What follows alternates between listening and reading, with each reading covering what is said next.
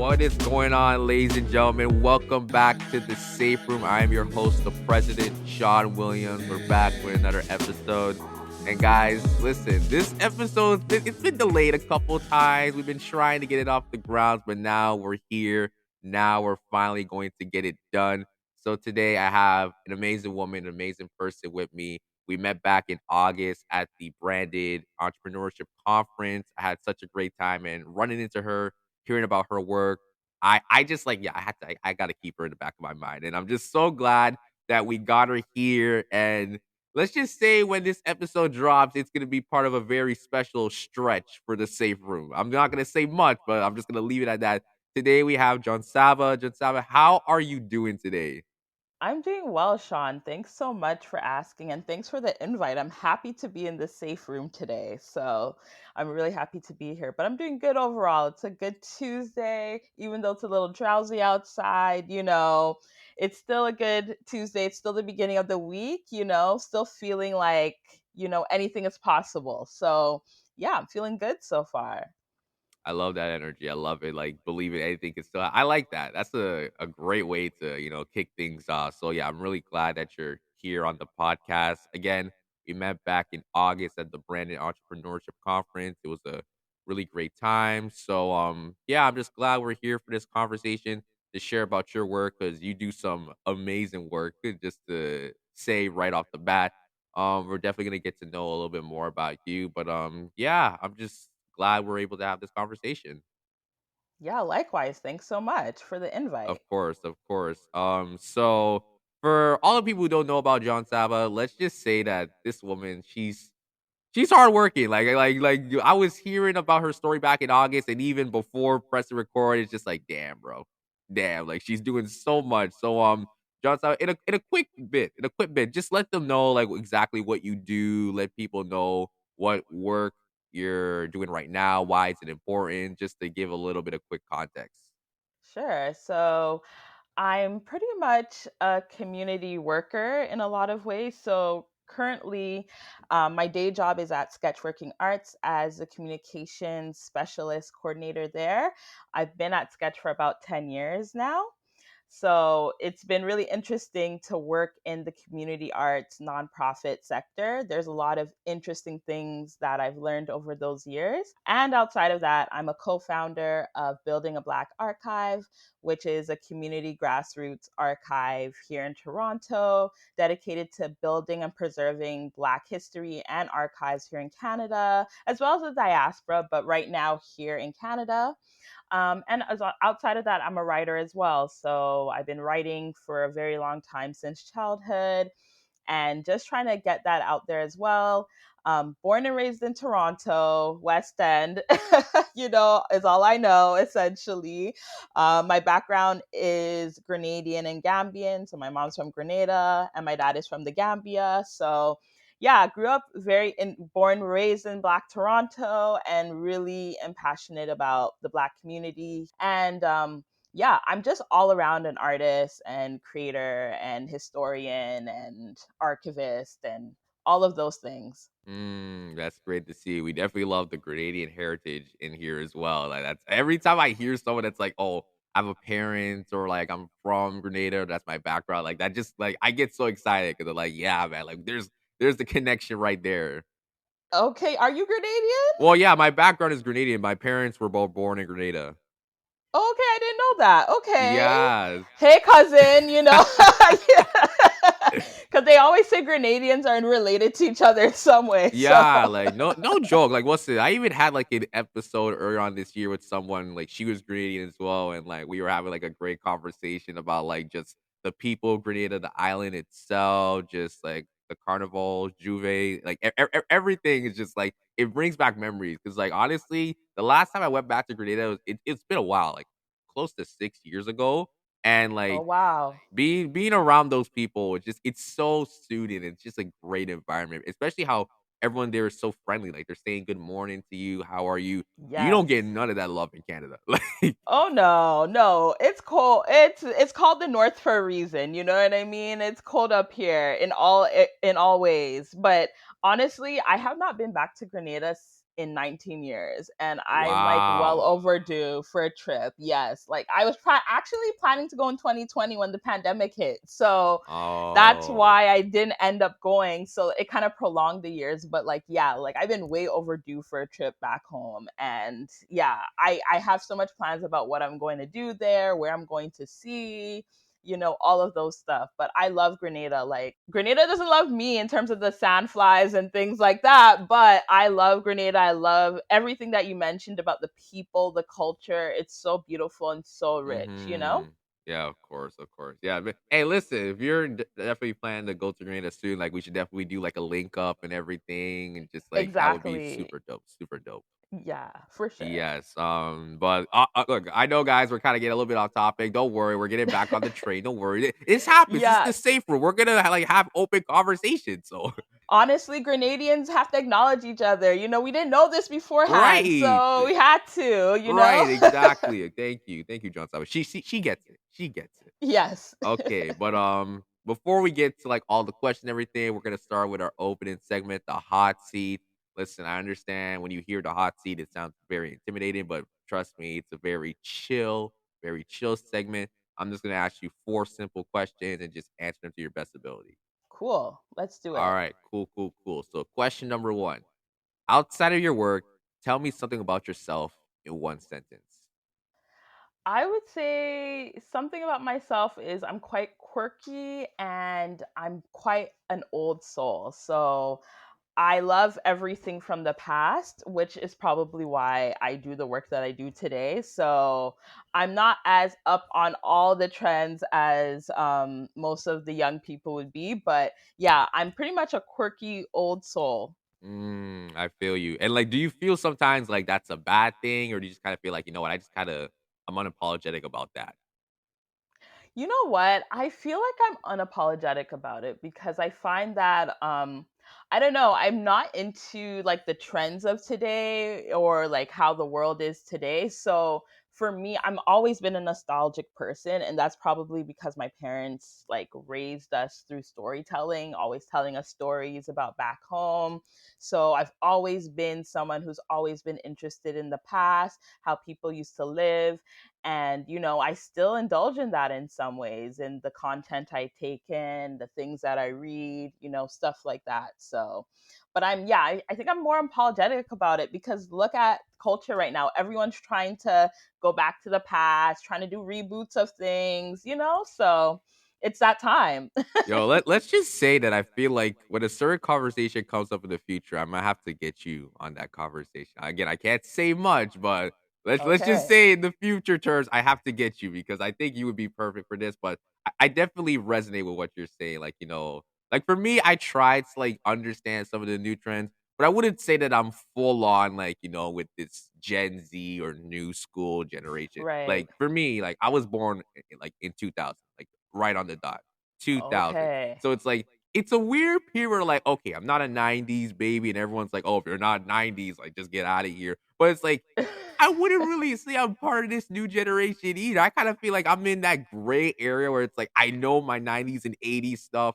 Because again, like you mentioned, the Yes, storytelling, especially going back to the whole Caribbean aspect, when your parents used to grow up and listen to like, reggae, calypso, soca, like that's like exactly. literally passed down. Like I don't think any Caribbean listening to this episode right now can't relate to where like you're listening to like songs and tracks of reggae that your parents used to grow up to like today. You're just like, yo, like Exactly. you can't remove that. It's always gonna be in the back of your head. So like little things like that kind of make you to feel like an old soul. But again, I'm unapologetic about it. I don't like, oh, well, I feel like I should connect more with the new generation. Honestly, like No. I don't care for none of the TikToks, none of this nonsense and No. everything. So like,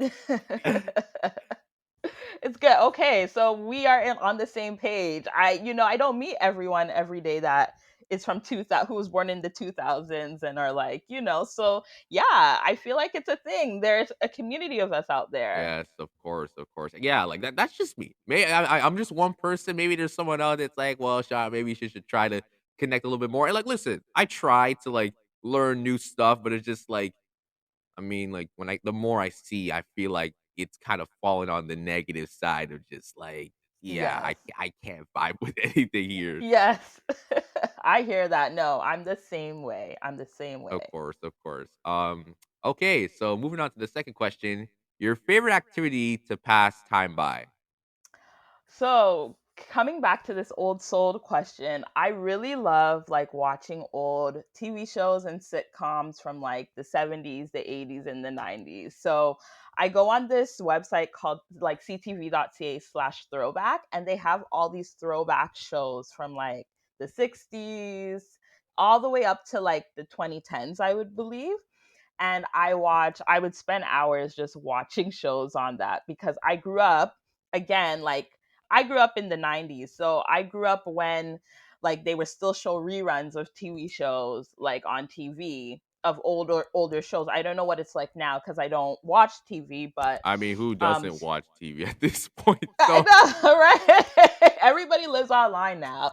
But like I grew up watching the Jeffersons, 227, like all those rerun shows. And then of course the shows you grew up with. So like Fresh Prince and Girlfriends Martin. and all of that's them. Martin, exactly. One of my favorites, Martin, actually. Yeah. So yeah, so I grew up watching like reruns of shows. Like so for me, when I found that channel, I was like, oh no, this is like heaven for me. I'm watching all of them. I'm watching all of them. So, now that it's colder outside and you're not going out as much, like I've been indulging in watching some of the shows that are on those channels. And yeah, so that's something I like to do. I like to scrapbook as well. I used to do it as a preteen back in the day, but now I'm trying to get back into it. And this time I want to use it to like look back a little bit. So like I want to do a scrapbook of all things 90s and then a scrapbook of all things 2000s and do that kind of stuff. So yeah, those are two things that I really like to do to kind of pass time and give myself some creative outlets, outside of work. All right, that's really dope. Especially the scrapbooking. Like, I've never really seen anyone that I've met that's like, "Oh, I like the scrapbook." I think that's like a great way of getting collecting memories, having that storytelling in a way. So, like, I think that's really great. And the fact that you mentioned like you like to watch like throwbacks to TV shows and movies. I'm just gonna recommend this right now. There's this podcast called Everything '90s Podcast. So the name of that, where Okay. it's like the host, I think her name is Shalina. She basically reviews like all '90s, like whether it's music, TV Ah. shows, like movies and all that stuff. So like I definitely think if you want to have those conversations, you should definitely reach out to her. I'll send her information. So like yeah, just a little reference. Yeah, no, do it. I would love to. I'm excited even hearing about it. Thanks for Yeah, that of course, of course. I always try to like pass on like different stuff to people, whether it's like a knowledge. resource or just like hey, if you want to do this, then like Yes. I think that's just how I'm made of. I'm always like trying to like help others and everything. Yeah, no, for sure. Thanks for Yeah, that. of course. Okay, moving on to the third question. An interesting fact that you rarely share about yourself. Hmm. Good question. So, I don't usually have pet peeves, but one animal that I really am afraid of, or every time I see it, it scares me, it gives me the creeps, is like this monkey called the snow monkey. Now, if you like Google pictures of snow monkeys, they look scary out there. Some of them, they don't look too bad, but after a while, some of them look like they just gross me out. I don't know why. Ever since I saw a snow monkey on TV one year, I was just like so grossed out by it. So every time I see them, I'm just like, ugh, like, oh my goodness, So that's one thing people may not know about me, that I do not like snow monkeys. And it's so random because we don't live in an area where there would be snow monkeys, but I don't like them. Yeah, yeah, I would have never expected that. Like, I would thought like when you said an animal, I'm like, oh, okay, probably dog, maybe snake, something like Yeah, that. snakes too, but snakes and snow monkeys, depending on the day, it's just like no, like ugh. Yeah. Like when did this all start? It was like when you were a kid or something. I would say teenager. I was like a teenager because those days they still like my parents still used to watch like the 11 o'clock news. They would watch news at 6 p.m. and at 11 o'clock. So I think at one point there was a news feature on the snow monkeys, like those really like couple seconds featurettes, and I just was so grossed by it. So since then it's like I've always been like, no, not for me. If I see a picture, I get the creeps. So Mm, yeah, definitely. That definitely makes sense. Yeah, like yeah, that's very interesting. Usually someone would say like, "Oh, I don't really have an interesting fact," or like it's not that crazy. But like again, everyone has like a pet peeve for something. Like for me, like it's the smallest tidbit, but it's like I feel like if we're gonna be like talking on the phone or texting, like in any means of communication, like I need you to be there. Like I don't need to be where I'm mm, texting you and like you're not getting back to me. And like again, I'm not someone that like says like, "Oh, I'll wait for everything." Like I understand if you're busy, but if it's like if I know you're active and I know you're not doing anything and you see the message and he's like, "Yeah, I'm just not gonna answer." Just like, come on, man. yeah, I agree. That's a huge pet peeve. Yeah, like that gets me pissed off. Another thing too, and maybe this is just me, but sometimes if I'm borrowing like a friend's phone and like I see their mail in inbox, they have like thousands of like unread mail. Like that makes me cringe. Like I don't understand. Like for me, like anytime like I see mail, I answer it. Even if it's like spam, important, whatever, I answer. Right. I just can't look it. Like even this morning, I woke up, I had like 9 unread emails. I had to answer it. I had to. It was like, oh no, nine is too Yeah, much. not I gotta do I it. think the most I've ever had gone unanswered was like 21. Like, and that's it. Okay. Like some people legit have like 10K. I'm like, what are you doing, bro? That like it tells me two things. Number one, you need to do better. And number two, that means if I'm ever having to contact you, I can't do it through email because you're not gonna Right. answer. Right. Exactly. Exactly. Yeah. That's a good point actually. Like I wonder what's the psychology behind people not checking their like tens of thousands. There has to be something about it. There has to be some logic or something? Yeah. I don't know. It is what it is. True. True. Okay, moving on to the final question for this segment. What is your personal safe room? My personal safe room, outside of my own bedroom, I feel like when I'm in my own bedroom, everything goes. No one can disturb me. Once I close my door, it's all good. But as I was thinking about this question, I actually think for me, the public library has always been a safe room for me. It's a place from the since childhood. I've always wanted to go to the library. I'm always taking out so many books. I'm always embarking on all the community like activations that happen in the library. It has always been a safe space for me. I still borrow books from the library. I still go to the library for certain things. It just opened up this world for me of possibilities through books. So I like the library. I feel like they're like institutions we have to keep alive. So for me, the library has always been a safe space, a safe room for me. Yeah, you're definitely an old soul. Because if you told anyone today that, they're gonna be like calling you off like library, like bro, like no one want to be in the library. Too funny. No, It's true no, though. like It's no, true. it's good. I love the way you explain that too. Like in the sense where you're able to have that community activation, to connect and learn so much about history as well. Because like again, what we're gonna get into in a bit, which is like building a black archive, it's all about going back into the past and looking at the history. So you definitely apply that in the sense of like, oh, I don't just do the work because like I have to. It's like this is something that's just me. That's just my character trait. Like I actually like to Yes. look back at history, which is great. And I'm not gonna lie too, like back in my high school days, like I like to go to the library just to even chill and just de-stress. Like one thing that Yes. like anyone that knows that went to Downview Secondary School with me is that I was always in the library in the morning, me, my sister, and her friend. Like we would just chill, we would talk, anything that we want to get off our mind, we would do in the library. Even at lunch, it's like, there was like we just went to the back of the library. We used to play like cards and everything. That was just our way of like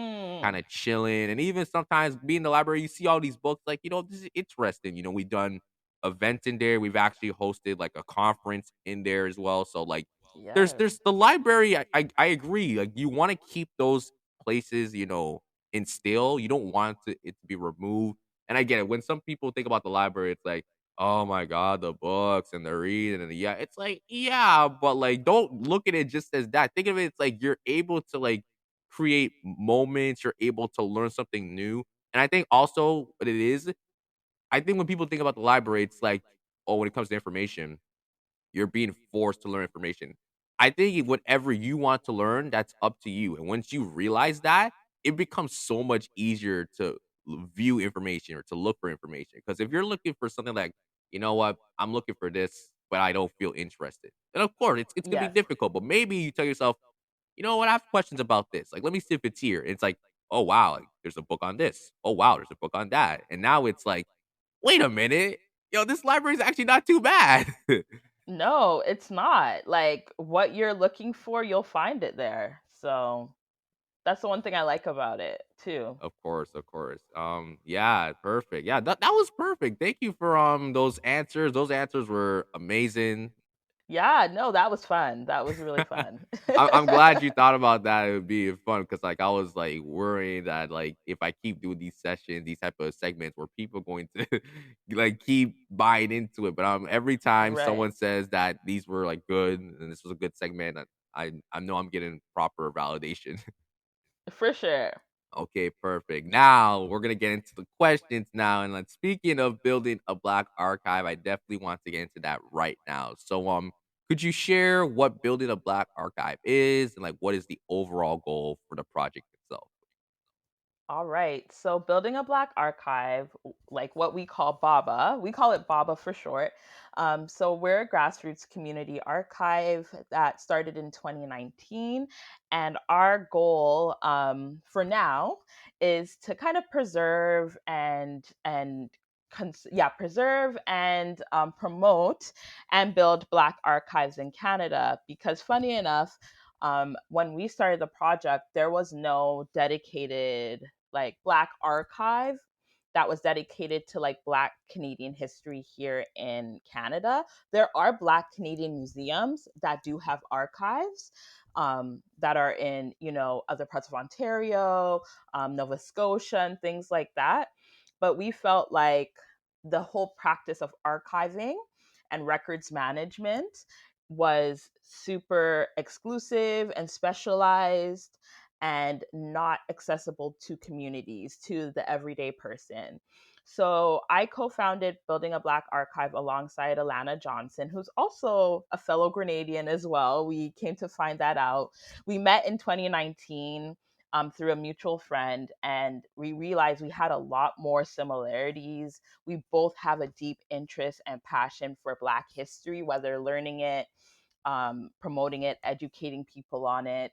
Alana, in particular, loves Black geographies. So when we came together and realized we had similar projects that we wanted to do on our own, we decided to kind of join forces and see if we can apply for grants to kind of run a community project for Black youth living in Ontario to engage with archives and archiving with us. So we applied to a few grants and we were able to get a grant with the Ontario Trillium Foundation through the Youth Opportunities Fund.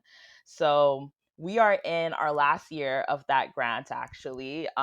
So that grant started in 2020, and it's really crazy how time passes by because we applied for that grant pre-pandemic and we were only able to like run those projects during the pandemic. So everything that we had planned for in advance never really happened the way that it did. But it seems like for some reason, like we've garnered some interest among people because I think the topics that we deal with are pretty relevant. So just to give you a little tidbit of our community archival program, it's a program where we work with Black youth for about a few weeks and engage them with like Black archives and different themes that we set for the year. So some of the themes we've done include hip hop and the Black experience in Ontario and Black geographies. So what those young people do is at the end of it, they either create a podcast episode based off a topic or a theme that we've talked about during the workshop series. and that is all contributed to like our podcast.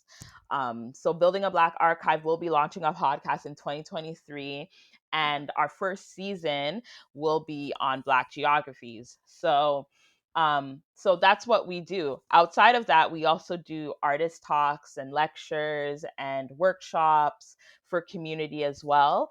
And I started to do a little bit of like, I've gotten experience with a little bit of Black History walking tours, which is something that's still very new, but we're hoping to kind of facilitate that in 2023.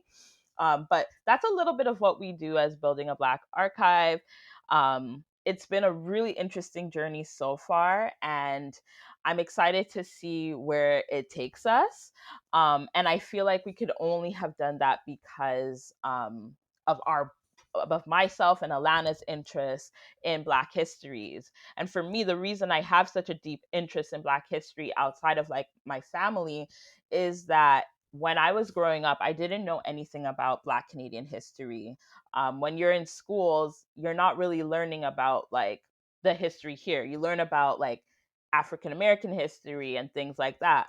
So when I was in grade 7, I we were doing Canadian history, and I remember seeing this word called Africville, and I'm like, Africville, where's Africville? Like in my mind, I didn't know there were Black people here before like immigration opened up in the 60s. So that piqued my interest as a 12-year-old, and then from there I started to go to the library and I started to look for books that talked about Black Canadian history. And then I didn't know. And from there, I found out so much about like our history here and how people came through the Underground Railroad. Outside of that, like that was one thing I didn't know previously, that Black people escaped to Canada. Canada was seen as freedom, but you never really knew what happened to those Black people, whether they went back to the States after slavery was abolished or if they stayed here and like made communities.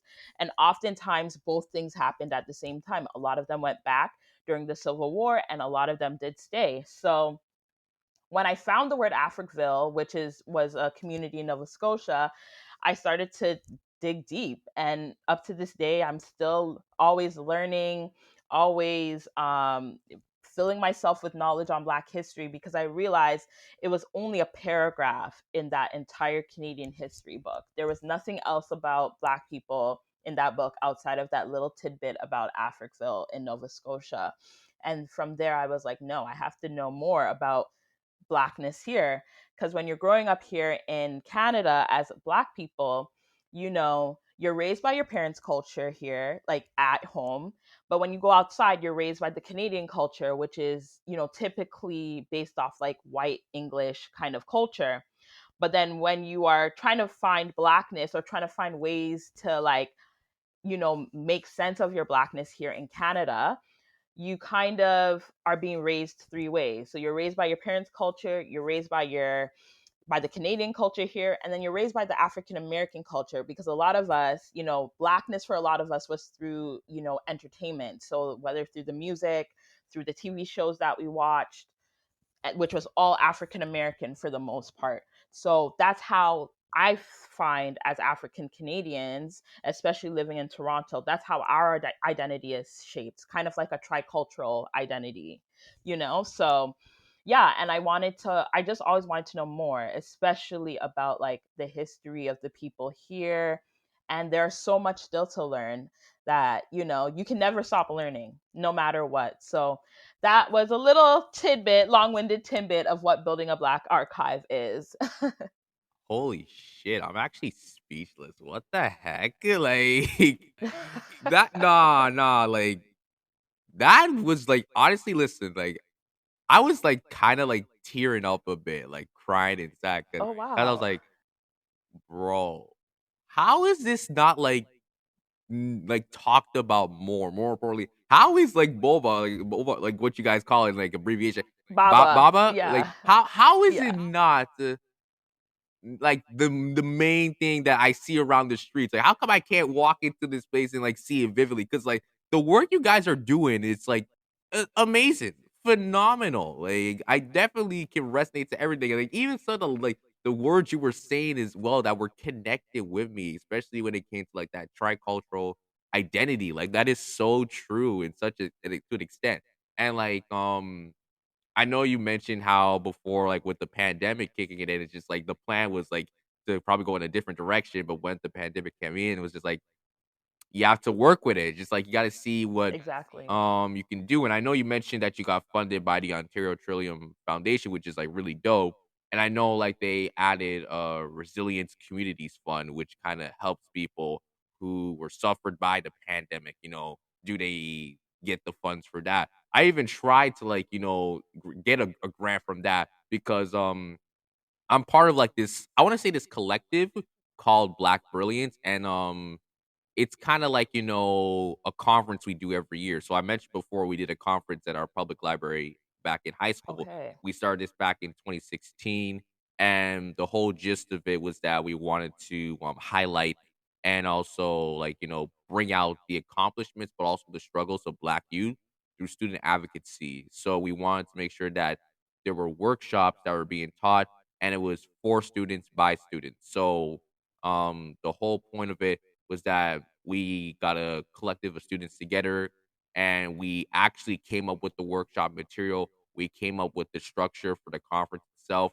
We even like got a keynote speaker to, speak to some of the students and the audience we had. We actually reached out to multiple TDSB schools at the time. So I think it was about like Okay. 10 TDSB schools, and we had like them to bring 10 students from each school. So close to 100 students, and it's grown over the past couple years. Wow. Like I think the conference is happening next week as of Oh, this recording, guys, because this episode gonna drop like way down the line, but I just have to let you know. But yeah, the conference is happening next week. It's in its I think fifth, sixth year. And you mentioned Nova Scotia too. I think there was a trip we actually went to Nova Scotia back in high school as well. We did oh, get to, nice. experience the culture there as well. And we've actually connected with a school in Nova Scotia to, be part of some of our workshops for our Black Brilliance conference, which is like really dope. But like when you were mentioning all that for Baba, I was like, this kind of relates to what Black Brilliance is trying to be as well. We're trying to be like that outlet where students can learn more about their like some of the contemporary issues happening in their own communities. But also what we're trying to do is that we're trying to, get more Black history within the classroom, like to instill that into some of the classrooms. And like some of the things that we've have as ideas, like do we want to like introduce a course, something like that, where like people can actually learn this, they can get to know more. And I feel like what building a Black archive is, it's kind of like that prototype, or in a way it's that like that proper blueprint in a way where you're able to kind of see all that fold into real life, which is really great. And I love how like you have these programs, and again, it kind of culminates in a podcast episode. So it's kind of like my own podcast tied in with the Black Brilliant stuff. It's kind of like coming together for a way. So I'm like, that's why I'm really Exactly. happy, because it's like, wow, like this is actually really dope. And like I feel stuff like this should be centered at every conversation, especially within like certain communities. So like I just want to say again, like the work you guys are doing, amazing. Like I said, like usually I would probably like try to like say something in between. I let you say everything because I was just there sitting like, yo, like she's blowing my mind actually. No, you know what? It's really inspiring to hear like the work that you're doing as well. Like I think there's a reason why we're all doing the work that we're doing. We're recognizing that there is like a gap. There is something missing that we did not get as young people that we want to pass on to the next generation. So I think it's really amazing to hear that there's similar like-minded people who are doing the same work. And yeah, no, Black Brilliance sounds like really cool too. Y'all are doing it more than us. Like 100, over 100 students at your conference. It started as 100. So like in the first conference, like I was there as a workshop facilitator. I'm kind of like the one of the co-founders for the conference. So the first year was 100 students, and it just got bigger and bigger. I think at one point we got like 300 students. 300. Wow, that's Yeah, and amazing. like this year I know like there's collaborations with other schools and everything. And some of the keynote speakers it's like we try to get like a good mix of people. So our first year, we met this wonderful woman. Her name was Tony Morgan. She actually planned a trip for Harvard University back in 2016 that I was able to go on and 40 other students, and like it's just kind of built from there. But again, like the fact that you were able to do all this work throughout, like, the pandemic, especially how there's so much shifts and changes that you need to go through. That's Yes. that's something commendable in a way where it's like, yeah, that's great because some people, when you go through something like that, you kind of tell yourself like, how do you like really adjust through that period? Because like everything's now remote, everything's now online, so it's like, how much of the work can you actually do in a sense? But the fact you guys were still able to do so much, it's great. No, it's been a journey. I'll say like that in many ways. It's definitely been a journey, not without its hardships, not without, the struggles, but that's what it takes to make good work, right? And for us, we're about making good work. We're not about like following trends. We want to create work that we're proud of and we're proud to put out there and that people can engage with. So, no, it's we appreciate the love. We appreciate the love. Of course, of course. So yeah, that's really great to see, and yeah, just keep up the good work, man. Because that I think stuff like this needs to be brought to the forefront of like every conversation. Like stuff like this needs to be addressed in like the biggest stage at the highest platform. Yes, I agree. I totally agree. And it should be accessible to everyone, especially to our community.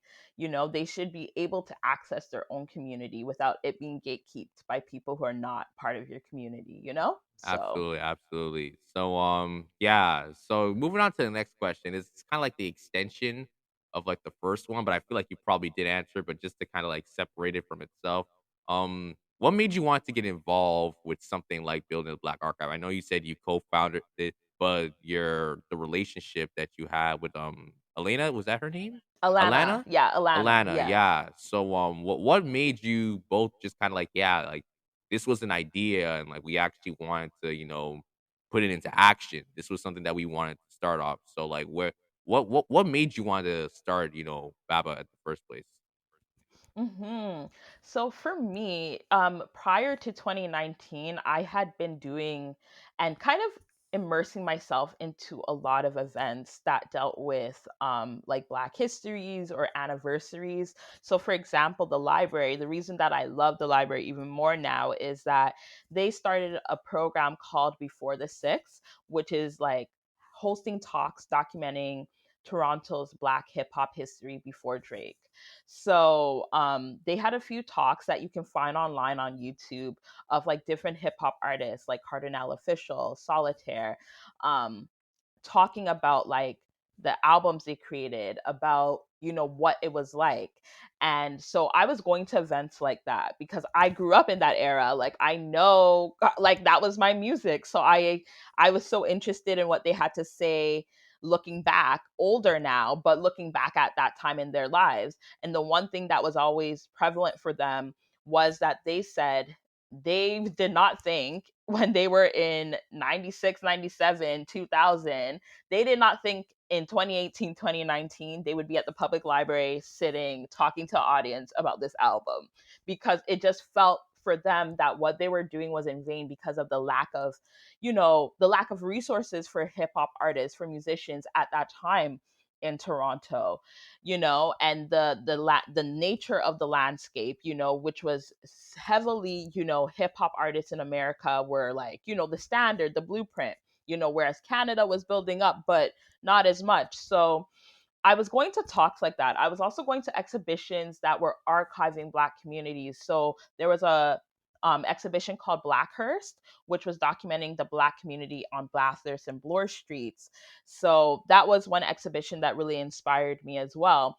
And I've been inspired by other community historians like Kathy Grant, who has been documenting Black Canadian history for the last 15 years or so because her father was a World War II veteran. And when he passed away, he asked her, can you pass down this knowledge? So for the last decade or so leading up to building a Black archive, I was like immersing myself in so much knowledge building, whether it was going to events, exhibitions, talking with people, to learn about the histories that existed here.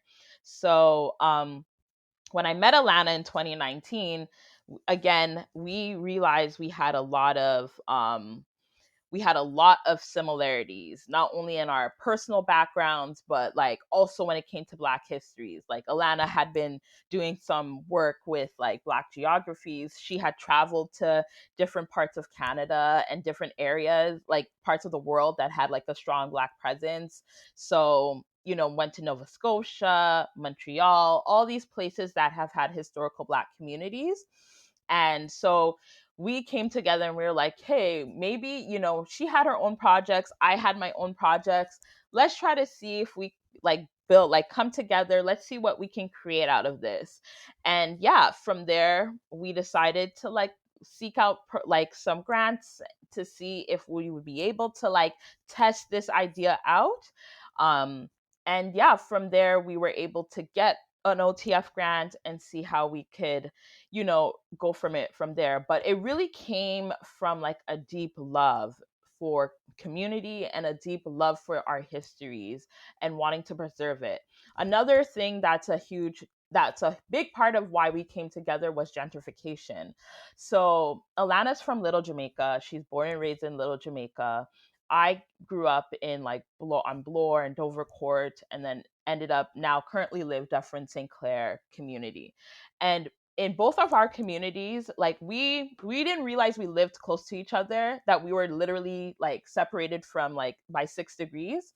So in our communities, we've seen a lot of gentrification that's happened within the last 20 years or so. And for Atlanta, especially Little Jamaica, like Little Jamaica is a completely different place from what it was when we were growing up. Like, because I used to be in Little Jamaica all the time. And what it is now is nothing compared to what it used to be. So I think gentrification was a huge thing for us that allowed us to start this work. And on top of that, we realized that there were a lot of things that were being created about Black histories, Black culture, that were not being hosted or curated by Black people. So in December 2019, we went to a talk at the AGO on like Black archives, which was done by a Asian man. And that was a well attended talk. They had like a panel discussion because this particular Asian artist, he bought Polaroids of Black families off eBay and created exhibitions off of them. And these were Polaroids that were either abandoned or like sold on eBay for people to buy. He also found some like abandoned in Detroit. And when he asked who these belonged to, people said no one. So he ended up taking them and created a whole exhibition out of them. And for Alana and I, that was super problematic for us because this was a non-Black person now at the AGO curating this Polaroid of these Polaroids of Black unknown Black people who have no, some of them don't have any names, you just see their images. And while the images were beautiful there and they were very much conveyed this idea of home and the Black life and Black family, we just thought like there was ethics, like the ethical and moral aspect of that project was completely wrong. And that after that talk, Alana and I were just like, no, this is why we need to do this even more, because we have people who are not in our communities who are out here selling our bodies literally and figuratively to institutions for exhibitions and for money. And this is why we need to do this work. And what also was more upsetting was the audience.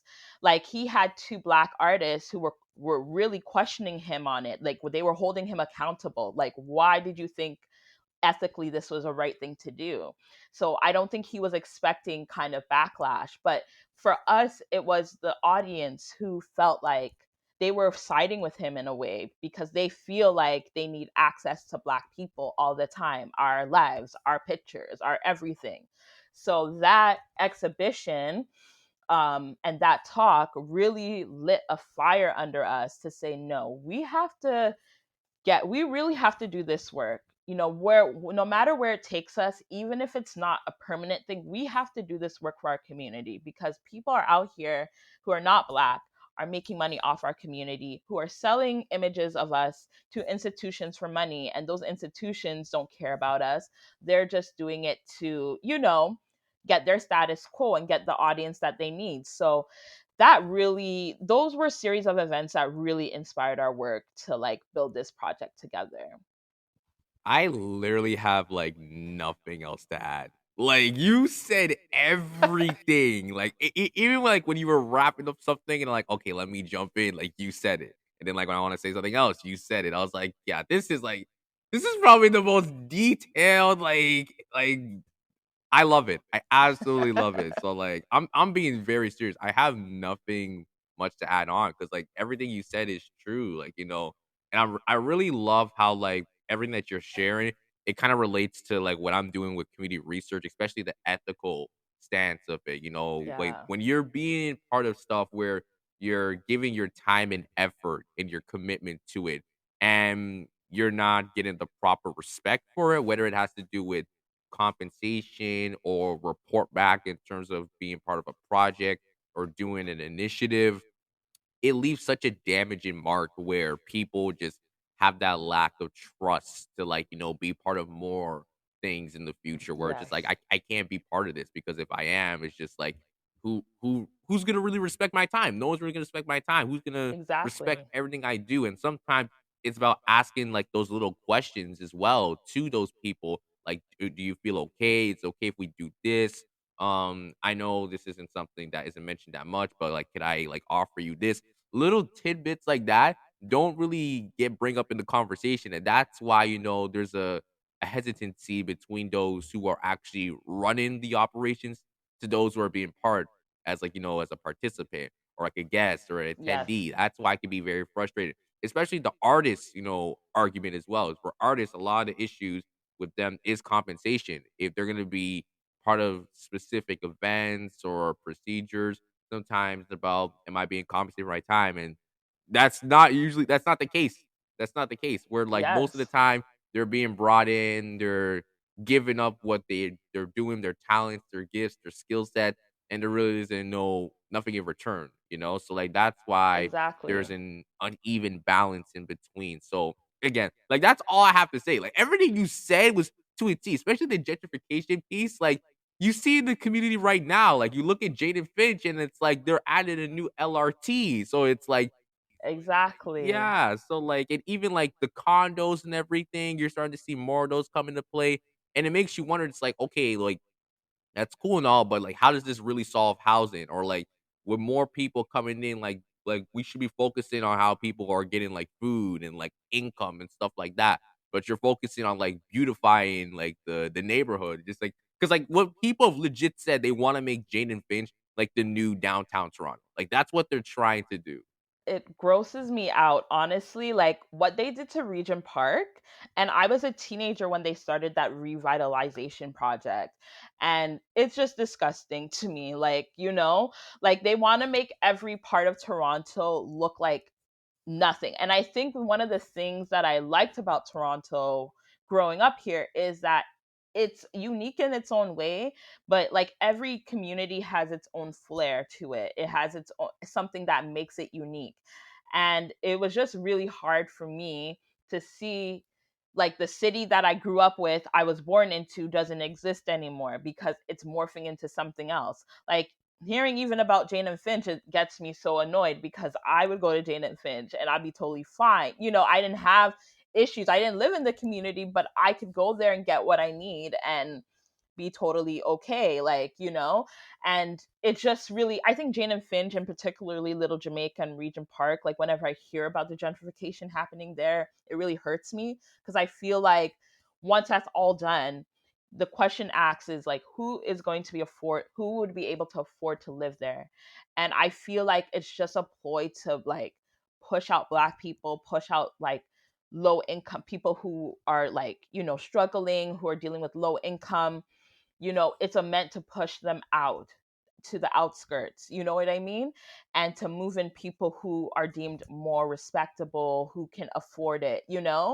So it's really triggering to talk about gentrification here because it's so it continues. It's like there's no foresight, and even if they do community consultations, they don't take the community into account, and yeah, so I can imagine on your end what you're dealing with in your job. Like for me, and living in a place that's getting gentrified, and also working in an organization in a community that's also gentrified, because even downtown Toronto has gotten gentrified as well. Like I grew up like Queen West. When I was growing up, you couldn't go to Queen Street after a particular time. Like you can only go to Queen Street in the day, and then you make sure you're with your parents or with somebody, because at once nighttime hits on Queen Street, that's it. You cannot be on Queen Street. So it's so funny now. People are walking their dogs, their little poodles on Queen Street now, and it's like, wow, it's kind of crazy. It's crazy to really think about it. Yeah, absolutely. Well, I did have the next question about what inspires you, but I feel like everything you just said. I mean, do I really have to ask that question anymore? I mean, you have a lot of the answer. I feel like I probably answered it in like three or four of the questions And like already. So that's perfect. That's perfect. Sometimes there will be some guests that kind of like group their answers and they won't even realize it, but I think that's great. So we right. could kind of move on to like the final question before we take a quick intermission. So like I mentioned at the beginning of this episode, like you were at the Brandon Entrepreneurship Conference back in August. So it was great to like meet you as well. I think I was waiting for like a workshop at the time, and like I saw you and like Yes. we had like a great connection off the bat. But I just want to know like what made you want to actually come out to that day, and like where do you stand right now in your personal journey from attending that conference?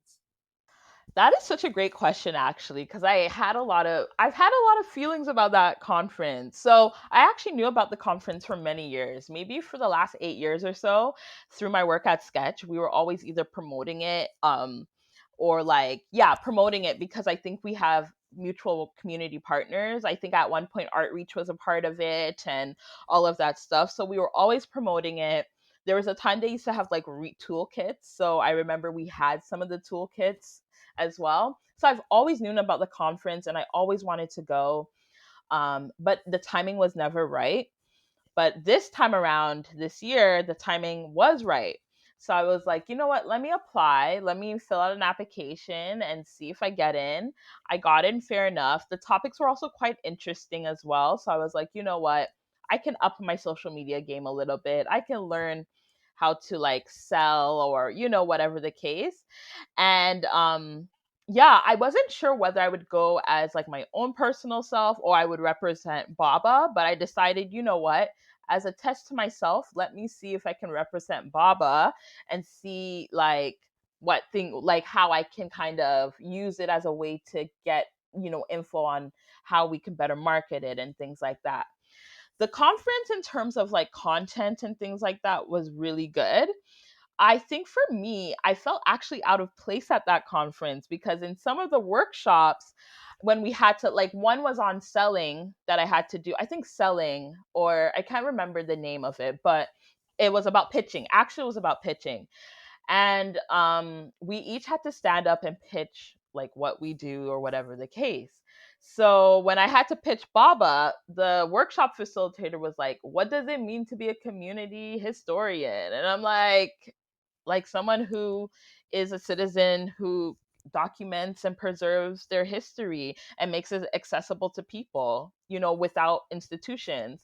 So I felt actually like, when you're an anomaly, I felt like I was very much an anomaly in that conference because everybody was like a girl boss or like, they were like, I'm doing the music thing, I'm doing the creams, they were selling tangible products.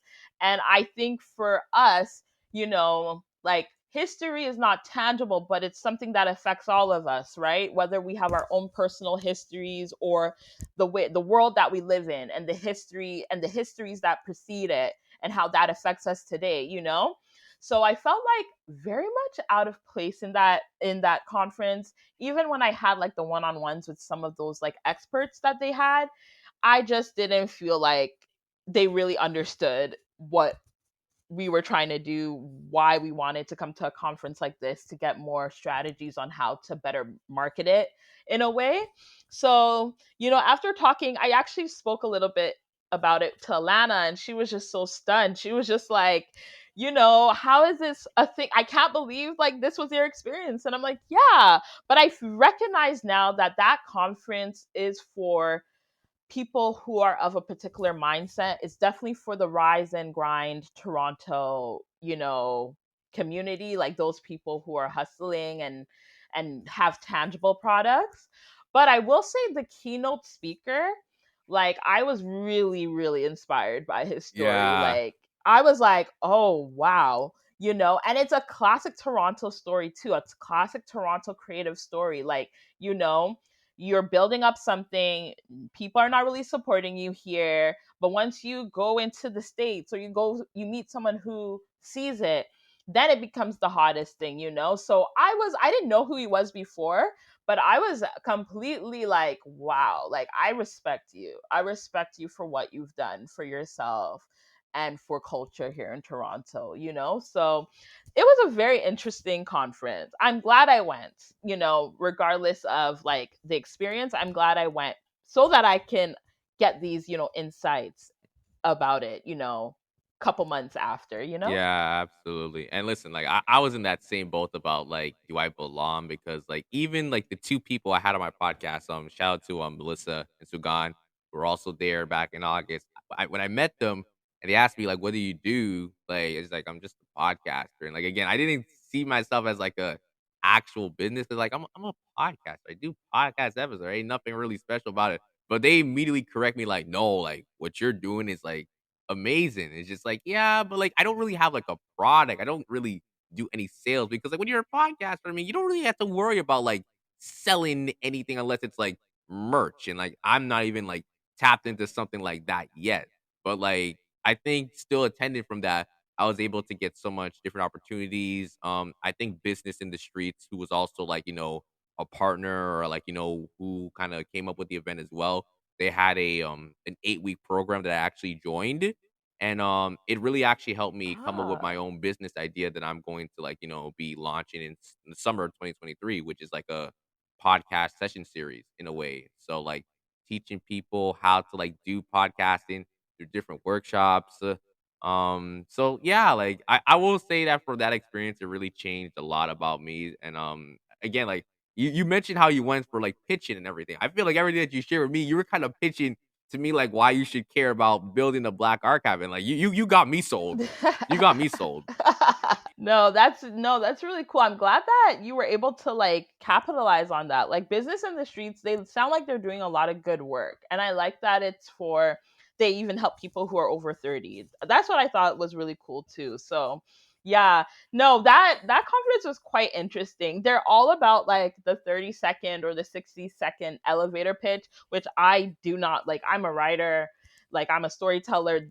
I can't pitch nothing in 30 seconds. You know what I mean? It's just not me, but it's good practice though. It's good practice because it's true. Like you should be able to summarize what you do in like under a minute, if you don't have a lot of time with people. So I think there are a lot of good resources from there. I wish I could have attended everything, but I was able to attend what I could attend, but it's a good conference. I will give them that. Like I think it's something that is needed, and it's great that it was free as well. Yeah, of course, absolutely. Okay, so just to kind of close things off, we're gonna like I have a nice little closer topic, and I did want to address this. So I put down creating structures that highlight excellence for Black people, and I feel like what building a Black archive is like it represents that you guys are trying to like build that structure in between where it's like this is something that's a stable and like this is where you can actually go to whether it's like physically online and you're able to like learn because I think the whole aspect of what you guys are doing is that you want to teach people these things. You want them to learn about the history, the information, what work that you're doing, and it becomes a chain reaction where you're passing on to the next person and the next person.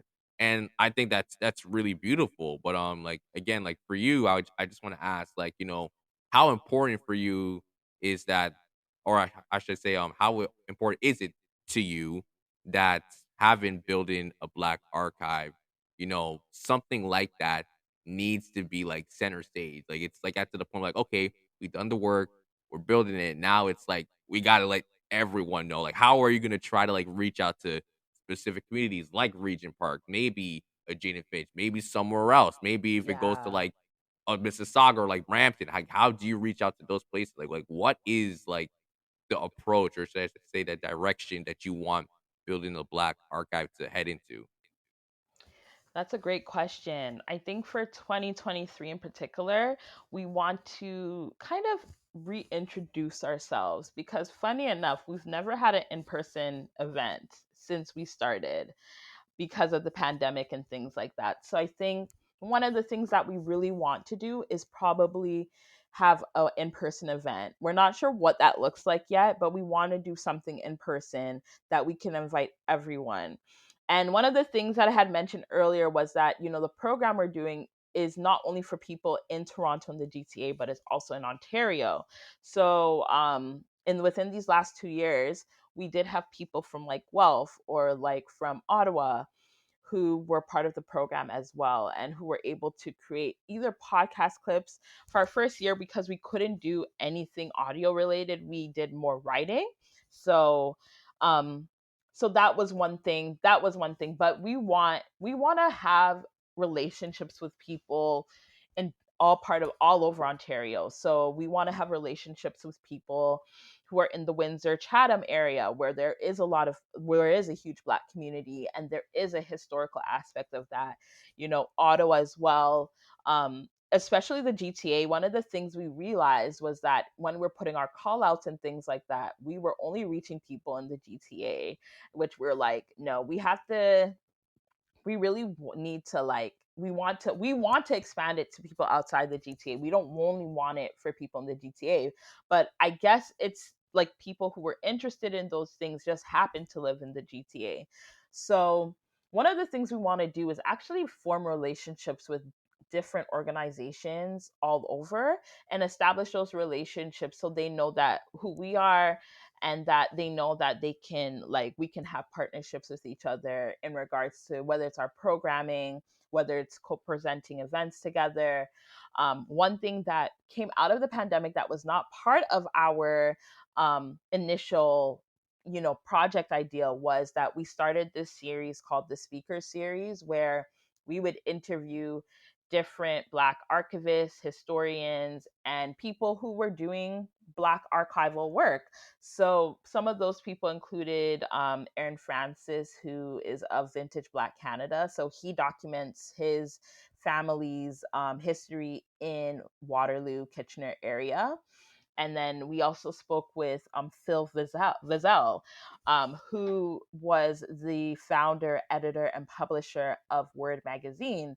I don't know if you've ever heard of Word Magazine, but Word Magazine was around for about 25 years. And I used to I had physical copies of Word Magazine. It's somewhere around, but I was always interested in engaging him because he had like such a great lens on like Black Canadian culture and especially Black culture outside of Canada too, diaspora. Like he would just cover everything. So and it was a free magazine where people could just get everything they needed to know about Blackness in Canada and beyond. So we were fortunate enough to interview him as well. But that speaker series really created a life of its own to the point where it's part of our programming. We plan out those talks as well, and it's with people that you wouldn't really know unless you were of a particular generation at that time, but their knowledge is so important to the work that we do that we wanted to like feature them in that way. So that's something that we're going to kind of do those even more in 2023 as well. Um but in terms of like the outreach and how we want to reach more people, we definitely realize that relationship building is incredibly important. So, we want to create relationships with folks who are doing things in Brampton and Mississauga and Etobicoke and Ottawa and Guelph and London and all these places.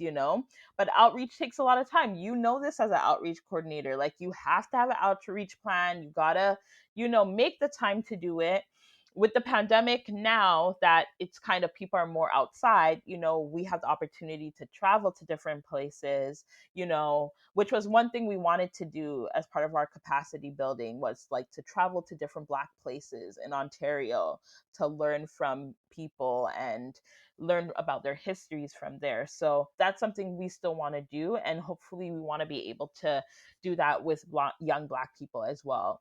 One of the things we also realize is that the reason why we keep on doing this work is that the history that we know of, like even the local Black Toronto history of like hip hop, the people of like your generation and a little bit younger don't know. They don't know artists before Drake and The Weeknd.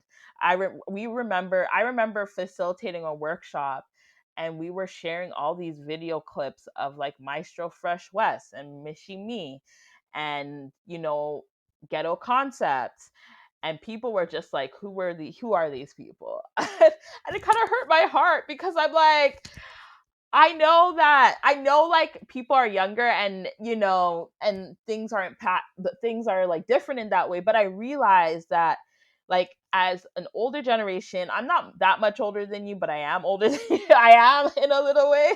um but I realized we have not been, and the older generation before me has not been doing a good job of passing down knowledge and information, because when I was growing up, I always thought like Flow 93.5 would be there. I always thought that, much music, like much raps would always Bro, much be music, like, man. yeah, yeah. I always thought much raps would always be around. And when they stopped being around, like that knowledge went with them. So like now, like I'm teaching people about Maestro Fresh West and Cardinal Official. And I'm like, Cardinal Official's pretty recent. I don't know why people don't know who he is. But like, but that was like a shock to me. I was like, wow, like this work, even our contemporary history of the last 20 years isn't being preserved. So like we got some work to do. Like Baba has a lot of work to do. We want to build up the content as well, our content, like build up our website more so it can be a resource for people that they can use for their projects and things like that. So, like, we're in the process of even collecting archives. And what does that process look like? Because if we're going to be a community grassroots archive, we need to have archives. So, we're in the process of collecting archives and figuring out how to curate them, all of that stuff. There's so much work that goes into this that, you can't do it part time, but we're doing it part time because we got to work, we got to eat, So, Yeah. Yeah, I hear you absolutely. That's perfect. That's a perfect way to even wrap things up right there. So everyone listening, please go support Building the Black Archive. They're doing some phenomenal work. Okay. It's like I don't have to like say it 1,000 times or beat my chest. Like this was an amazing conversation, John Saba. Thank you so much for coming on the podcast. Really appreciate your time.